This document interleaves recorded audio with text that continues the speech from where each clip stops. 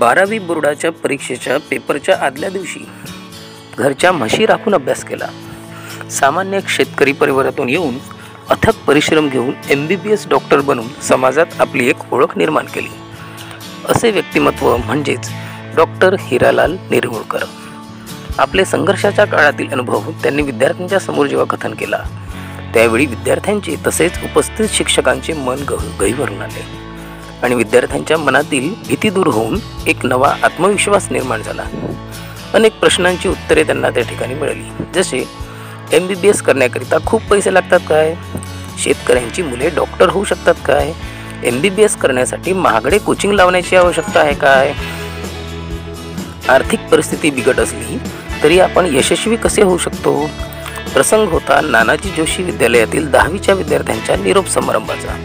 विशेष म्हणजे डॉक्टर हिरालाल निरगुडकर हे विद्यालयाचे माजी विद्यार्थी जे या प्रसंगी प्रमुख अतिथी म्हणून उपस्थित होते. चला तर मग व्हिडिओमध्ये पुढे त्यांनी विद्यार्थ्यांना केलेले सुंदर असे मार्गदर्शन बघूया. यानंतर मी आमंत्रित करेन आजच्या या कार्यक्रमात वेळात वेळ काढून उपस्थित असलेले डॉक्टर हिरालाल निरगुडकर सर की ते आम्हाला मार्गदर्शन करतील. सगळ्यांना माझा नमस्कार. आज आपण ज्या प्रसंगी इथे जमलेलो आहे आज फेअरवेलचा दिवस आणि त्या फेअरवेलच्या दिवशी देवीची देवता श्री सरस्वती देवी यांच्या प्रतिमेला माझं वंदन. तसेच ज्ञानाचे सागर महामानव डॉक्टर बाबासाहेब आंबेडकर यांच्या प्रतिमेला वंदन, ज्यांनी आम्हाला ही जागा मिळवून दिली असे ते महामानवास. कारण की ते आपल्यामध्ये जे त्यांनी आपल्याला ज्ञान, आपल्याला जी ही पदवी बहाल केली आहे की तुम्ही प्रत्येक परिस्थिती समोर लढू शकता, हे त्यांच्याकडून शिकण्यासारखं होतं आणि त्यांच्यामुळे आम्ही इथे सगळे जमलेलो आहे. सर्वप्रथम मी या नाना जोशी विद्यालयाच्या तसेच येथील शिक्षक वृंद आणि माझे गुरुवर्य यांच्या मी खूप ऋणी आहे. आज जे दिवस आम्हाला पाहायला मिळाले या दिवसाचा ते आमच्यासमोर असं वाटत नव्हतं की आम्ही या शाळेत शिकत आहे आणि आम्ही या पदवी घेऊन आम्ही मोठे उंच शिखर गाठू. पण या शाळेतील शिक्षकांची मेहनत आणि या शाळेने आम्हाला दिलेली जी डिसिप्लिन होती त्या डिसिप्लिनच्या आधारे आम्ही आज आम्हाला डॉक्टर कोपर सरांच्या साईडला चेअरला लावून बसण्याची जी संधी मिळाली आहे, मी त्या विद्यालयाच्या आणि त्या गुरुवारांच्या खूप मोठा ऋणी आहे आणि हे उपकार कधी न फेडण्यासारखे आहे. ठीक आहे. आज जेव्हा हटवार सर माझ्या क्लिनिकमध्ये आले आणि सांगितलं की 10वी वर्गांचा फेअरवेल आहे, त्याकरिता तुम्ही प्रमुख अतिथी म्हणून आम्हाला पाहिजे आहे, तर मी इतका आनंदी झालो की मला माझ्या शाळेचे शिक्षकांनी माझ्या शाळेमध्ये बोलवलं आहे. तो आनंद इतका मोठा होता की इतका आनंद MBBS ची सीट मिळाल्यासारखं पण नव्हता. इतका मोठा आनंद होता की आपण आज ज्या शाळेतून शिकलोय आज त्या शाळेत आपण जात आहे आणि ते पण प्रमुख अतिथी म्हणून. जेव्हा मी 2001ला इथं 8वीला ऍडमिशन घेतली त्यावेळेसचे जे मी शिक्षक बघत आहे डॉक्टर अरुण कोपर सर, हटवार सर आणि आमच्या 11वी 12चे जे शिक्षक आहेत सुरेश चांदीवार सर आणि मुरकुडे सर दिसले आणि राऊत सर दिसत आहेत. फक्त शिक्षकांपैकी हे शिक्षक माझ्या आता ओळखीचे आहेत, पण जे पण तुम्हाला आता जे लाभलेले शिक्षक आहेत ते मला सगळे यंग दिसत आहेत, म्हणजे एकदम डायनामिक आहे. त्यांनी तुमच्यामध्ये इतकी मेहनत घेतली असेल. आमच्या वेळेला सर आहे जेव्हा आम्ही 8वीला जेव्हा मी ऍडमिशन घेतली तेव्हा Nandanwar sir mostly 45, Bisen sir 50 years, Ingole madam होत्या, कोपरीकर सर होते जे आम्हाला नेहमी म्हणायची चड्डी पिली कर दूंगा, पढाई नाही किया तो, या प्रकारचे सर. तरी पण ते पण एक त्यांची वय 50च्या अबोव असताना पण एक यंग आणि डायनामिक, नाही करके दिखाना है, पढाई करना है, बस हाच त्यांचा एक होता. त्यावेळेला जेव्हा मी ऍडमिशन घेतली 8वीला तेव्हा म्हणजे दुसरं वर्ष असेल जो सेमी इंग्लिशचा, म्हणजे एवढ्या एरियामध्ये एक पण कॉलेजमध्ये सेमी इंग्लिश ही तुकडी नव्हती, फक्त मराठी मीडियम होता. आणि सेमी इंग्लिश शिकायचं झालं तर ordinary school central school, United convent हे स्कूल होते आणि त्यावेळेस आपल्या आई वडिलांची परिस्थिती नव्हती. मी तुमच्यासारखा एक शेतकरी वर्गातून समोर आलेला विद्यार्थी. मी जवळच्या परसोडी गावचा. माझ्या घरी 3 एकर शेती, मोठ्या 4 बहिणी, 2 लहान भाऊ. आई वडिलांना यातलं काही समजत नव्हतं की शिक्षण काय आहे.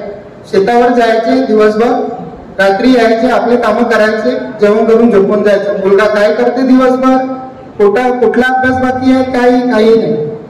पण जी आई वडिलांची परिस्थिती पाहून जी मनात एक जिद्द चढली होती की नाही, आई वडिलांनी जी मेहनत केली ती आपण नाही करावं, त्यांना चांगले सुखाचे दिवस दाखवावे, त्याकरिता माझ्या मागे मेहनत घेतली ते सौ नासरे मॅडम, जी आमच्या जिल्हा परिषद शाळेच्या मुख्याध्यापिका होत्या. त्या मॅडमनीच माझं इथं TC आणून माझी ऍडमिशन केली. त्यानंतर इथं ऍडमिशन केल्यानंतर पुस्तकं घ्यायला पैसे नव्हते, तर नाना जोशी विद्यालयाकडून मला पुस्तकं पुरवण्यात आल्या. का बरं? ते इकॉनॉमिक बॅकवर्ड क्लास म्हणून. त्यावेळेस त्यांनी आम्हाला पुस्तकं दिला. मग झाले, शाळेची सुरुवात झाली. कोकवाड सर, सायन्सचा सब्जेक्ट, आणि त्यांची इमेज अशी होती की सबसे डेंजर टीचर, की मारायचे इतके खतरनाक की आमची तर लालच होऊन जायची. म्हणजे सर दिसले सर आधी स्कूटरनी यायचे, ढक ढक ढक ढक स्कूटर चालू सरांची जिथे स्कूटर दिसली आमच्या सायकल सगळ्या बाजूला. सर आले तर एक पण मुलगा दिसायचा नाही सरांच्या सोबत. ती सरांची इमेज होती आणि त्या सरांच्या इमेजनी आज आम्हाला सायन्स सब्जेक्ट काय असते ते आम्हाला ओळखायला आणि बघायला मिळालं. त्या सायन्स सब्जेक्टच्या याच्यावर आम्ही आज जे 10वी म्हणजे आपल्या कॉलेजचं असं होतं तेव्हा रेप्युटेशन की फक्त जे 8वी ते 10वी म्हणजे 10वी मधून जे टॉप मध्ये मुलं आले 11, त्या 11च मुलांना 11वी सायन्सला ऍडमिशन मिळायची. हा तेव्हा आपल्या कॉलेजचा रूल होता. आणि 11वीची ऍडमिशन घेतेवेळी फक्त नाना जोशीच्या विद्यार्थ्यांना 480 रुपयामध्ये ऍडमिशन मिळायची. सर हे खरं आहे, 480 रुपयामध्ये ऍडमिशन मिळायची. तर मला तर त्यावेळेस 70% होते. फर्स्ट टॉपर होता 78%, दिवाकर राऊत. सेकंड होता एक स्वाती मेश्राम म्हणून 75% आणि मी थर्ड 70%. तर कशी कशी मला तर ऍडमिशन मिळणारच होती, मला फक्त माहित होतं. पण आई वडील शिक्षणाच्या अपोजिट, सायन्स घेऊ नको, आर्ट घे, जमलं तर कोंडीला शिक, नाहीतर शाळेमध्ये शिक. पण माझा एक मित्र होता की नाही काकाजी म्हणे याला शिकू द्या म्हणे. शेषराव राऊत म्हणून प्रभू पाटीलची दुकान आहे कपड्याची पेट्रोल पंप, त्यांनी त्याच्या वडिलांनी माझी सायन्सला ऍडमिशन केली. त्यांनीच मला बॅग आपल्या दुकानातली दिली आणि त्यांनीच मला पुस्तकं घेऊन दिली. मग 11वी सायन्स सुरू झाला आमचा. त्यावेळेस पालनदुरकर सर, अबे नाना जोशी के छोकरो, 8वीं से 10वीं क्या पढ़ा, 11 लड़कों को ऍडमिशन दिया, तुमच्यापेक्षा इथं बहादूर पोरं आले, तुम्ही काहीतरी करून दाखवा, नाही दाखवले तर पुढच्या 12वीला तुम्हाला इथून रस्टिकेट करतो. ही भीती. आणि ते पण कुठं लॅबमध्ये बोलून 11 मुलांना फाडून ठेवलं चांगलं. त्याच्यामध्ये महाडकर सर होते, चांदेवाड सर, राऊत सर, हे तिन्ही सर उभे होते पालनदुरकर सरांच्या साईडला की नाही नाना जोशीच्या मुलं म्हणजे 8वी ते 10वीतल्या मुलं एवढं त्या लाल बहादूर शास्त्रीच्या मुलांसोबत टिकाव धरणार नाही. पण सरांना आम्ही एक शब्द दिला होता, सर जे मेहनत तुम्ही त्यांच्या मागे घेता तीच मेहनत आमच्या मागे घ्या, तोच विश्वास, दांडा विश्वास आमच्यावर ठेवा की मग आम्ही काय करून दाखवतो आम्ही तुम्हाला नंतर कळू. पण जेव्हा मेरिट आधी असं होतं पालनदुरकर सरांचं मेरिट सबमेरिट असे क्लासेस काढायचे, त्यामध्ये मेरिटचे जे क्लासेस होते त्याच्यामध्ये आम्ही 11चे 11 म्हणून फिट झालो होतो. सरांनी तेव्हा पण म्हटलं होतं यहाँ तक पहुंच गए बोले, अभी अगला मेरिट कौन निकलेगा, ये लाल बहादुर का निकलेगा या अपने नाना जोशी से निकलेगा. तर तेव्हा सरांनी होम विजिट चालू केली होती. त्यावेळेस अग्रवाल सर माझ्या घरी आले होते. तर सरांनी माझ्या बाबांना सांगितलं, माझ्या बाबांना काही कळत नव्हतं, शेती सांगा, म्हशी सांगा, गाई सांगा, ते कळत होतं पण शिक्षणाचं काही कळत नव्हतं. तर त्यांची पण काही गलती नव्हती. तर की हा मुलगा हुशार आहे, याला समोर शिक्षणाचा चान्स द्या. आता 12वीच्या टेस्ट सिरीज मध्ये आणि चांगले मार्क्स घेतले. तर ते बाबांची एक इच्छा होती की नाही 70% वरती आली तर टीचर बनेल. म्हटलं ठीक आहे, परिस्थितीच तशी आता टीचरच बनावं लागेल. तर आपल्या कॉलेजची अशी ओळख होती की बोर्डाच्या परीक्षेत एक चिटिंग पण नव्हती राहत, 0 चिटिंग. म्हणजे जे लाल बहादूर शास्त्रीच्या मुलांसोबत आमचा जो कॉम्पिटिशन राहायचा की नाही नाना जोशीमध्ये चिटिंग चालते, पण आपलं कॉलेज असं होतं की त्यावेळेस एक पण चिटिंग नव्हती. ऍडमिशन 11वी सायन्सला ऍडमिशन घेण्यासाठी जी चढावळ होती, ती कॉलेजची चढावळ ती कुठं कुठं पसरलेली होती ते तुम्हाला पण माहित नसेल. इतके दूरदूरचे विद्यार्थी आपल्या शाळेत शिकायला येत होते. तर मुलांना आपली ही शाळा नाना जोशी एक विदर्भात गाजलेली शाळा. जेव्हा ऍडमिशन घेतली MBBS ला आणि तिथला विद्यार्थी विचारायचा सिनियर कोणसे स्कूल से आया, तर फक्त आणि फक्त एकच नाव असायचं, नाना जोशी जूनियर कॉलेज शाहपुर. क्यों बे बोले भंडारा में दूसरे स्कूल नहीं है क्या जो भी आता MBBS को, और नाना जोशी का ही नाम बताता. ही जी ओळख होती म्हणजे सिनियर मध्ये शिक्षकांमध्ये MBBSच्या शिक्षकांमध्ये पण ही ओळख होती की नाना जोशी अशी जी विद्यालय आहे फक्त आणि फक्त ती MBBSचं बाय प्रॉडक्ट तयार करते. आणि त्यामध्ये सर्वात मोठा जो परिश्रम होता श्री नरेंद्र पालांदूरकर सर, सुरेश चांदेवार सर, आपले Raut sir, Urkude sir, Mahakalkar sir, Jacob sir यांनी आमच्या बॅचवर इतकी मेहनत घेतली की त्या बॅच मधले this is the one of the best batch की त्याच्यामधून 40 to 45 स्टुडंट आम्ही विदाऊट ट्युशन MBBS ला गेलो. फक्त आणि फक्त उन्हाळीच्या क्लासवर, जिथं ना PMTचे क्लास होते ना नीटचे क्लास होते. तर ही जी ओळख आहे म्हणजे माझ्या बॅचला जेव्हा आम्ही 2007 ला ऍडमिट झालो या PDMC ला, तेव्हा आमच्या 12 पैकी 10 मुलं ही फक्त नाना जोशी ज्युनियर कॉलेजची होती. हे बघा अभिमान आहे आपल्या कॉलेजचा की आपल्या कॉलेजचं असं नाव होतं की फक्त ही जी संस्था आहे, हा जो कॉलेज आहे फक्त हा वैद्यकीय क्षेत्रातील एक मोठी फॅक्टरी आहे की ही जी मुलं तयार करत आहे याच्यातून ना विदाऊट ट्युशन ना काही कोणतंही करता ही मुलं फक्त शिक्षकांच्या परिश्रमावर इथपर्यंत पोहोचत आहे. तर ही जी आपल्या कॉलेजची इमेज आहे ही आमच्या हातात जी सरांनी दिली होती तुमच्या आपल्या गुरुवर्यांनी, ते आम्ही टिकवून ठेवली. तशीच इमेज तुम्हाला पण तुमच्या हातात सोपवत आहे. त्यांनी तुम्हाला ज्ञान दिलं आहे, ते आपल्या समोर ज्ञानाचे सागर आहे. त्यांनी इतकं अथांग सागर आहे ते तुम्हाला वाहून दिलं आहे. त्याच ज्ञानाचा तुम्हाला एक वापर करून तुम्हाला तुमच्या शाळेच्या, तुमच्या आईवडिलांचा नाव खूप मोठं करायचं आहे. बघा असं म्हणलं जाते की MBBS करायचं आहे तर खूप रुपये लागतात, खूप लाखो रुपये लागतात, पण ही फक्त शोकांतिका आहे, लोकांचं म्हणणं आहे. ज्या मुलामध्ये चिकाटी आणि परिश्रम असेल तर पैसा भी कुछ नाही करत. पैसा काहीच नाही आहे जर तुमच्यामध्ये परिश्रम आणि चिकाटी असेल तर.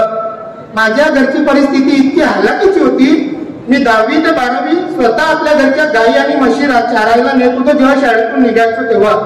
कारण की आमच्या घरी राखणारे कोणी होते, बाबा शेतीत आई शेतीत, तर मी शाळेतून जाऊन माझ्या म्हशी सोडायचो. म्हणजे मला म्हणजे इतके माझ्या क्लासच्या मुलीच्या वर्गातल्या समोर जर पेट्रोल पंपची कोणी मुलं असतील ना, 12 दरवाजे ऐकले असा, मी तिथे जाऊन माझ्या म्हशी चारायचो. तर तिथे राहणाऱ्या ज्या मुली मला क्लासमधून येऊन चिडवायच्या की या म्हशी चारते दिवसभर म्हणे, अभ्यास केव्हा करते म्हणे, मी इथे येऊन पहिल्या बेंचवर बसते म्हणे. फक्त म्हशी चारत होतो यासाठी मुली माझ्यासोबत बोलत नव्हत्या. ते फक्त मला परिस्थितीनं शिकवलं की नाही आपल्याला समोर जायचे. पण जेव्हा मी 10वी मध्ये 70% घेऊन आलो, बाकी सगळे मागे झाले, तेव्हा त्यांना कळलं की या म्हशीच्या मागच्या परिश्रम आहे. की जेव्हा म्हशी चालत होता पुस्तक पण हातात होती हे सांगायला ते विसरली होती. 12वीचा इंग्लिशचा पेपर सुरू, दुसऱ्या दिवशी पेपर, आणि माझे वडील म्हणतात म्हशी घेऊन जा. त्यांना माहितही नाही 12वीचा पेपर यायचा उद्या मी याला म्हशी नाही म्हणत. इव्हन जेव्हा माझं मग मला 75% आले आणि वडिलांना सांगितलं की 12वीत 75% आले, बाबा आता काय करायचं, काय करशील म्हणे, 75% काय भेटते म्हणे तुला म्हणे, तर म्हणे DED म्हणे भेटत असेल तर. DED ला भरतीला जाऊन ऍडमिशन घेतली, पण मन मानत नव्हता की DED करायचं नाही, काहीतरी मोठं व्हायचं. तर DED ला ऍडमिशन केली, पैसे भरले 12,000 रुपये, पण घरी येऊन PMTचा अभ्यास करत होतो. आणि त्या वर्षी 2006 ला मी PMT एक्झाम दिली, त्याच्यात मला 175 मार्क आले. DED ला गेलो आणि तिथून माझी PC काढून आणली. बाबांना हे पण माहित नाही काय MBBS ला नंबर लागला. म्हणजे आता तर या युगामध्ये, या काळामध्ये सगळ्या गोष्टी माहित होतात, पण त्यावेळेस आम्हाला काहीच असं कळत नव्हतं. खूप स्ट्रगल करावं लागत होतं. आता आई बाबा इतके शिक्षित आहेत, आई बाबा इतके सतर्क आहेत की आपल्या बाळाला काय करायचं, आपल्या मुलीला काय करायचं. त्यावेळेस तर आमच्याकडे तर माहित नाही आहे बाबा, आमच्याकडे इतकं फक्त माहित होतं शाळा आहे, शाळेला जायचं, इतकंच त्यांना माहित होतं. ऍडमिशन करून एकटाच गेलो अमरावतीला, ऍडमिशन करून पण आलो. बाबा म्हटलं MBBS ला नंबर लागला. मग मला डीएड कोण करेल म्हणजे MBBS पण मिळता समजेल माझ्या बाबांना. डीएड कोण करेल म्हणजे डीएड करणं म्हणजे डीएडला ऍडमिशन केली आहे. म्हणून तुमच्या मनात जर जिद्द असेल की अपने को कुछ बन के दिखाना है तो किसी के आगे झुकना नहीं पड़ता. म्हणून परिश्रम आणि परिश्रम हीच एक गुरु किल्ली आहे ज्याच्यामुळे आपण यशाचे शिखर गाठू शकतो. त्यानंतर मी MBBS झालो, 2 वर्ष जॉब केली, BCS ला ऍडमिशन घेतली, मग डिप्लोमा इन HIV मेडिसिन केला. मग आता कुठं क्लिनिक टाकायचं, माझ्या बाबा म्हणतात कुठं गाव सोडून जाते टाकणं, गावात क्लिनिक म्हणतात. म्हटलं ठीक आहे, तुमची इच्छा ते पण मी पूर्ण करतो. तर गावामध्ये पेट्रोल पंपला क्लिनिक सुरू केलं. नाहीतर आमच्यासारखे जे होतकरू मुलं असतात ते शहर सोडत नाही, पण एक आईवडिलांच्या इच्छेपोटी आणि आपल्या गावातल्या लोकांना सेवा मिळायला पाहिजे म्हणून मी गावात क्लिनिक सुरू केलं. आणि जे शहरात मिळते ते पण गावातही मिळते. असं नाही की शहरातच केल्या पाहिजे, तज्ञ शहरात पण जाता येते. कारण की जे पेशंट शहरात करू शकतो ते आपण गावात करू शकत नाही, त्या कारणाने आपल्याला गावात पण जाता येतो. पण तुम्ही जर गावाशी जुळून राहिले, तुम्हाला जे तुम्हाला हुद्दा आणि इज्जत मिळतो ते आज मला माझ्या गावातून आणि माझ्या आजूबाजूच्या परिसरातून श्रमातून मिळत आहे. इथे किती मुलं शेतकऱ्यांचे हातवरती करा,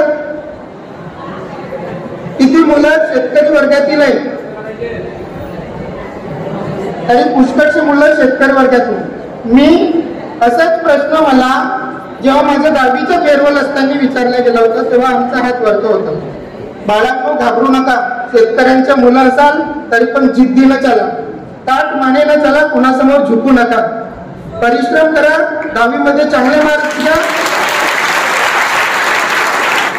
10वीमध्ये चांगले मार्क्स घ्या. आणि आपली नानाजी जोशी विद्यालय तुमच्यासाठी फिट आहे. नानाजी जोशी विद्यालयालाच तुम्ही ऍडमिशन घ्या, इतके चांगले शिक्षक आहेत तुमच्यासोबत. म्हणजे आम्ही आता पण केमिस्ट्रीची रिॲक्शन विसरलो नाहीये. इतकं डेंजर असतात ते चांदेवार साहेब की एकदा जर शिकवलं तर दुसऱ्याच्या वाचायची गरज पडत नव्हती. इतके भारी शिक्षक आपल्याला लाभलेले आहेत. म्हणजे विचार करा. त्यानंतर उरपुडे सरांचे तर लॉ वेगळेच असायचे, लय भारी शिकवायची बघ. आणि ज्या उरपुडे सरांना राग आला ना त्या दिवशी कुणाची नाही कुणाची फाडून ठेवायची, असे ते आमचे उरपुडे सर. म्हणजे भीती वाटायची अक्षरशः. उरपुडे सरांसोबत बोलता येत नव्हतं. आणि जेकब सरांनी तुम्ही बघितलंच असेल, त्यांच्या आता पण रिप्रोडक्टिव्ह चॅप्टर आम्ही विसरलो नाही. इतकं एकदा शिकवलं तर ते मनात फिट व्हायचं, दिमागात फिट व्हायचं. असे आपले जेकब सर आपल्यामध्ये आहेत नाही. तसेच आता मी तुम्हाला सगळ्या शिक्षकांबद्दल सांगितलो जे माझ्या वेळेस होते. Kokwar sir, Hatwar sir, Chandewar sir, Raut sir, Urpude sir, या शिक्षकांबद्दल आम्हाला आताही आदर आहे.